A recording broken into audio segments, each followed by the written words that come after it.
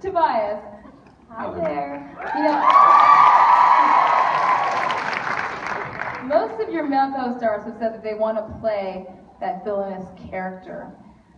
If you were casting them, what could each of them bring to the table if they were going to play your mean side? That's a horrible question. I can only fuck this up, I think, can't I? Yes, indeed. I'm sure they'll all be wonderful. Graham, what would you bring to the part of Blackjack? Size. What? Size.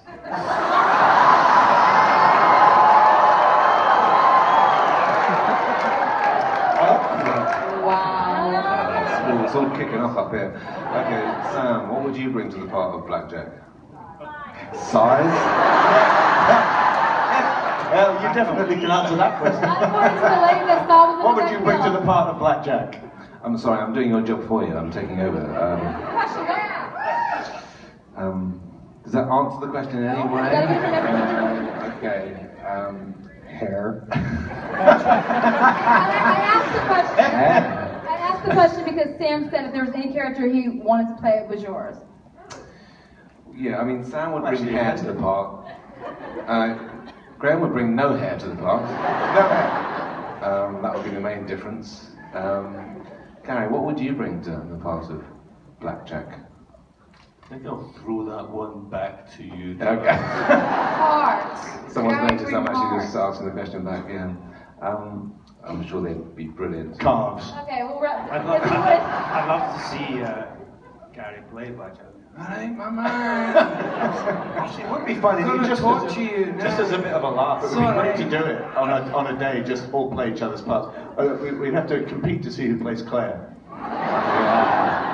The women were left out. Before I pass it on, is it more fun or more difficult to play? Did you play two characters, the villainous character or the loving husband?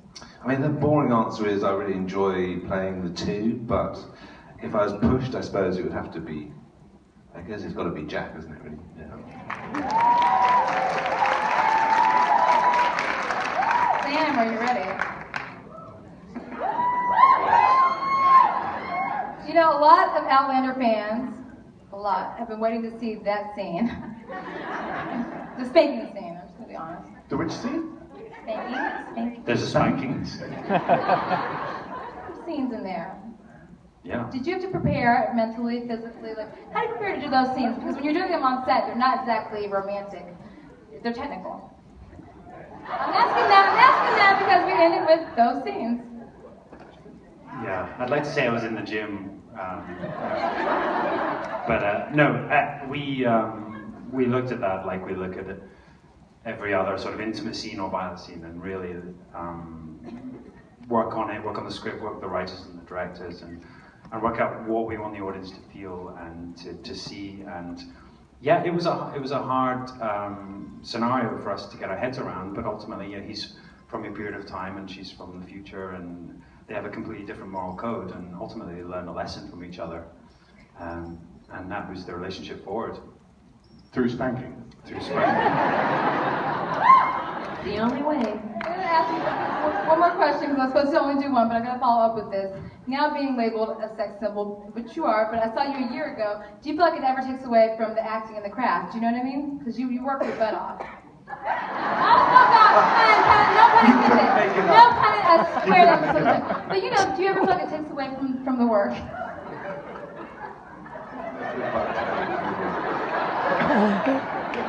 This cast. I think we should ask Kat that question. Who's got a cat? There's work. What? Huh? Prop? I have no idea what the question was. Okay, we're going to go to Claire. Kat, who plays Claire. How has it changed your life? A year ago, I met you. You're still the same humble, wonderful person. You remember me from last year upstairs. But, you know, embracing this character, living this character, winning a People's Choice Award, that's a big deal. All these fans here, 1,000 people. Thank you. How has it changed my life? Well, only in positive ways. You know, first and foremost, I have this amazing job that I get to do. I have this incredible character I get to play. You know, it opens doors, and all those things are wonderful. I have to, you know, I've somehow assumed 1, 2, 3, 4 kind of big brothers who love to take the piss out of me constantly. But no, it's been amazing. I mean, to be part of something that already existed in book form, and there was such an amazing fan base already. But you know, we made this thing that was very different, and it was a new medium, and we wanted to add to this world that already existed. And the fact that everyone got behind it it's just amazing, and to be part of that's great.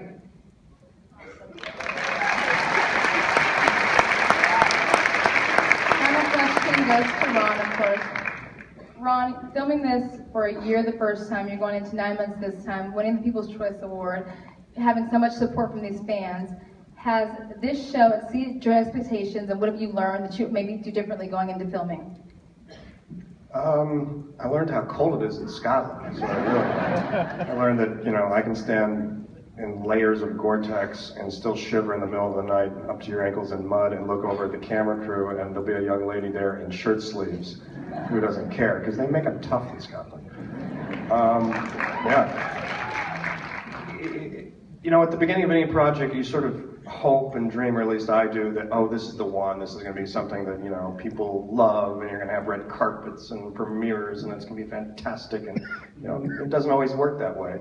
And so when you get one of those projects that actually does do that, it's not so much that it exceeds your expectations, the fact that it meets your expectations, and you have that experience of, yeah, I remember way back when sitting across a table with my wife and my producing partner, and them saying, you should read this book.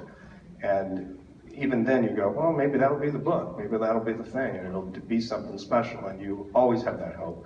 And so to be here, to do it, to have this cast, to be part of something like Outlander is enormously gratifying, and it's you know, it's why I do what I do. So it's been a great experience.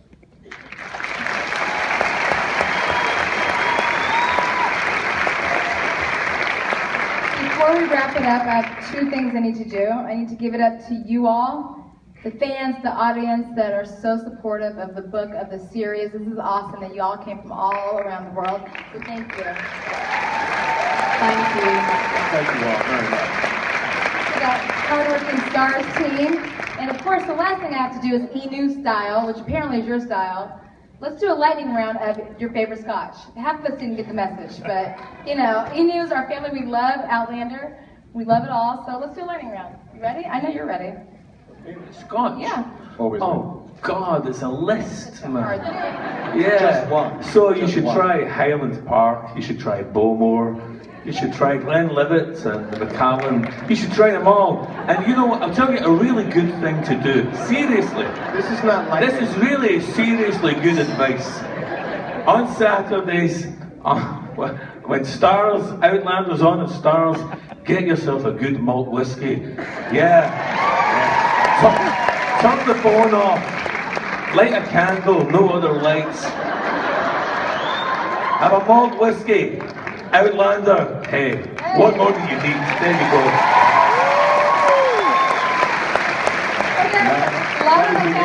That is an inside look into what it is to sit in the editing room. So I guess I'm more of a champagne kind of girl, but I would just, my list would be a little shorter than. The champagne, it's okay. It would just be a whiskey sour. It's actually whiskey. Okay, moving on to the man in the kilt. Well, I concur with my brother in true Mackenzie fashion. Well, that's a change, isn't it? Well, you've witnessed something here tonight. It has to happen once. Yes, Highland Park is my particular favourite. The 18-year-old Highland Park, that's the one I like. What are you drinking down there? What do you recommend? I would go Lefroy. Alright. The man with all the hair. Could be either. I have many favourites from Isla, anything from Isla, but ultimately it's whatever Ron is carrying, and he always has. Ron, what are you carrying? What? My favourite's whatever you've got in your pocket. I wish I don't have it in my pocket. What's your favorite scotch? Yeah, there we go. Look at Cat's cool. Me? We're jumping all the way to the end. My favorite is called Scapa. S-C-A-P-A. We're ending with the lady then. Kat, what do you drink? Talisker. Nice. So I've got to thank you all for being the first audience to see the second, they're able to see your first season, second part of the season 1, first episode. You're the first people to see it. Thank you for being amazing fans. Tune in every Saturday, 9 p.m. at Stars. We appreciate it. Thank you.